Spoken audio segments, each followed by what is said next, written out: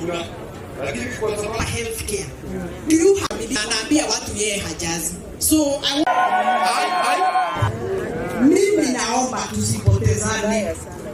Lakini nyumba zote 4536 watu wameapply. Naona kwa muda mfupi sana. Na ni kwa sababu watu waliweza kuona kumbe ni kweli kuna wale wenzetu washapata nyumba wanaishi huko.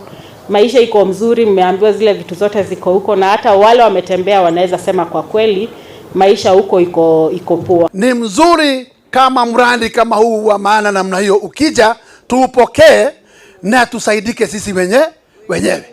Ile ilani moja nitasema ni vizuri vetting zinafanywa sawa, tusiletewe wageni kwa manyumba, zile ardhi zetu zinajengwa ili umiliki uwe ni wetu wenyewe.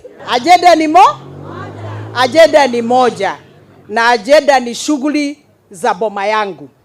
Kuna watu ambao wamekuwa wakisikiza a lot of propaganda pale kwa barabara. Si ni ukweli?